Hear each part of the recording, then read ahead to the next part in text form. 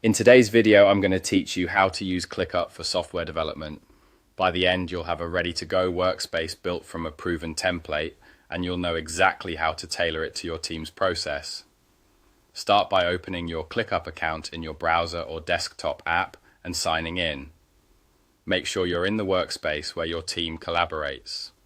In ClickUp, spaces are your top-level containers, so choose the space where you want your software development work to live.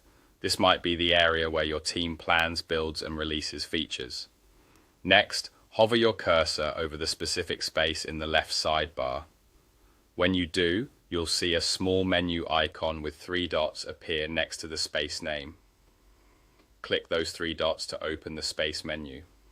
This is where you can manage key settings and apply templates that instantly add structure to your workflow. From that menu, click Templates. This opens the template browser for your space. Templates are a fast way to add industry standard lists, statuses, views, and fields without building everything manually.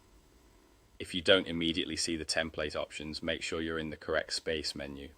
In the template browser, look for the search field and type software development. ClickUp provides ready-made software development templates designed for agile teams, issue tracking, sprint planning, and release management.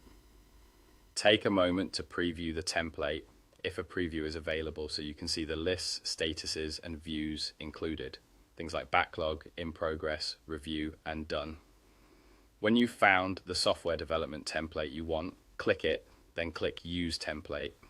If you're prompted to choose where to add it, select the space you hovered over earlier.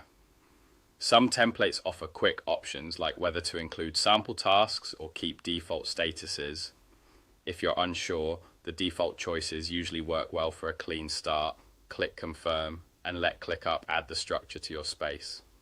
Once the template is added, feel free to customize it so it matches how your team actually works. Rename lists to match your stages, adjust statuses to reflect your workflow, and add or remove custom fields like priority, estimates, or components. Fine-tune views such as board, list, or Gantt so your team can plan sprints, track bugs, and visualize timelines. Update any placeholder descriptions, turn off what you don't need, and keep what adds clarity.